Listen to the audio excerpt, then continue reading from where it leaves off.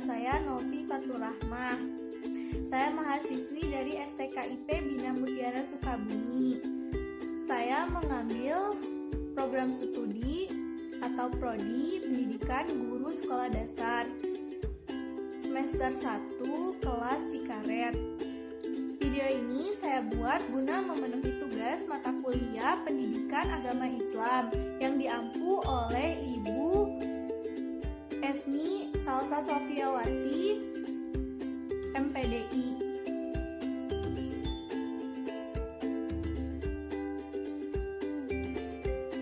Seperti yang kita tahu, Indonesia terdiri dari ribuan pulau dan suku dengan berbagai kebudayaan-kebudayaannya.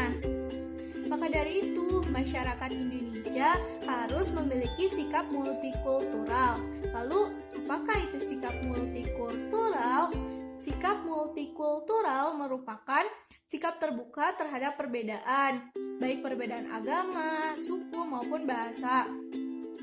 Nah, perbedaan itu jika tidak disikapi dengan baik, maka akan menghasilkan konflik. Sedangkan jika perbedaan itu disikapi dengan baik, maka akan memperkaya dan berpotensi lebih produktif. Nah, problem peran agama Islam dalam masyarakat yang multikultural menghasilkan dua pilihan yang cukup berat, yaitu antara menjadikan Indonesia sebagai negara sekuler atau menjadikan Indonesia sebagai negara syariat Islam. Pilihan antara guidance dan governance. Guidance secara harfiah berarti mengarahkan. Islam sebagai guidance seharusnya ajaran Islam yang dipraktekkan mengandung nilai-nilai humanisme, pluralisme, dan kulturalisme. Dan yang kedua, governance secara harfiah bersifat diktator atau mendikte sikap dan tindakan umat dalam segala hal. Sebagai governance, Indonesia mungkin akan dipaksa menjadi negara kesatuan syariat Islam, gerakan keagamaan Syiah, Jamaah Tabligh, Salafi, Ikhwanul Muslimin, dan yang lain-lainnya.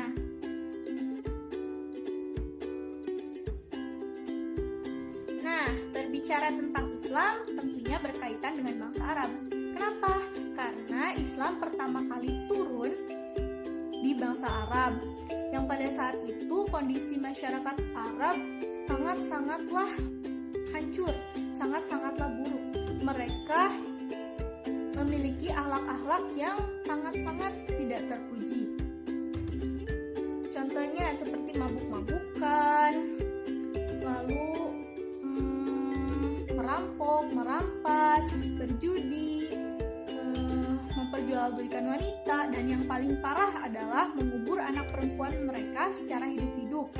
Karena mereka berasumsi bahwa memiliki anak perempuan adalah suatu kehinaan. Nah, Rasulullah SAW diutus oleh Allah Subhanahu wa Ta'ala yaitu untuk menyempurnakan akhlak manusia. Seperti dalam hadisnya, "Innama bu'itsu liutammima makarimal akhlak." Sesungguhnya tidaklah aku diutus kecuali untuk menyempurnakan akhlak. Yang dimaksud di sini yaitu akhlak manusia.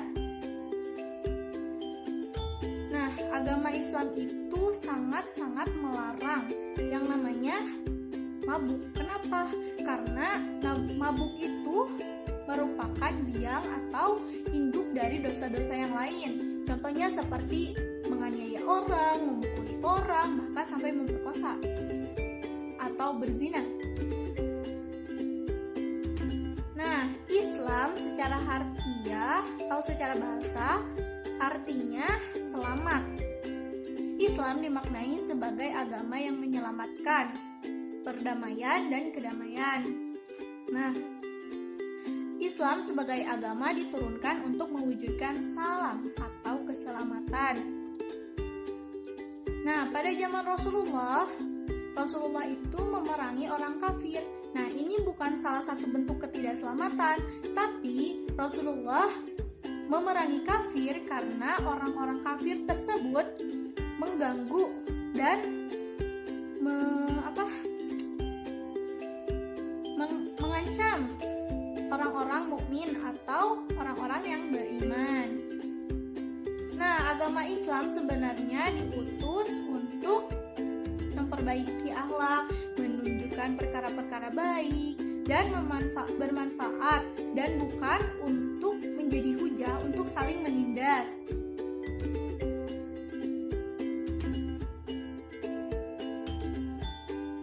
Indonesia merupakan bangsa yang kaya, di mana di Indonesia itu terdapat berbagai macam ras, suku, agama, dan kebudayaan. Nah, hal ini yang menyebabkan tingginya tingkat konflik di Indonesia.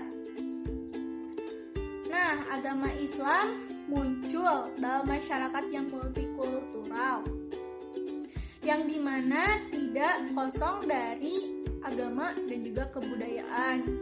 Jadi sebelum Islam muncul sudah ada agama lain yang mengisi di negara Indonesia.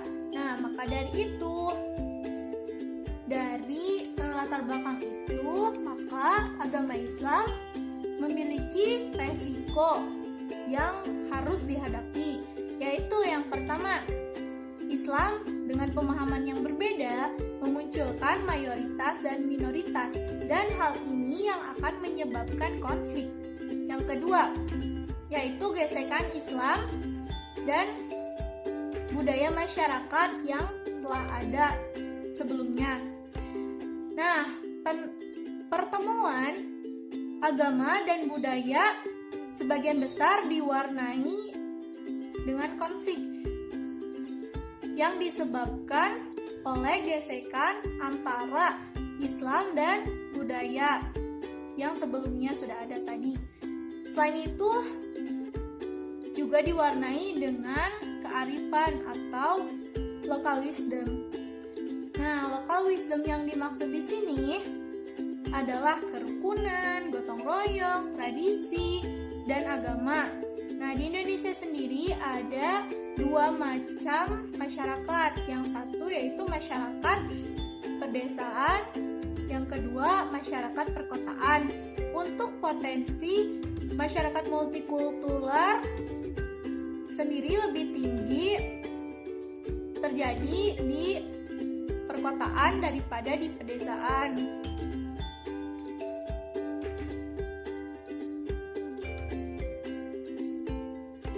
Pada dasarnya, agama merupakan mediasi untuk memendam konflik dan bukan pemicu utama konflik.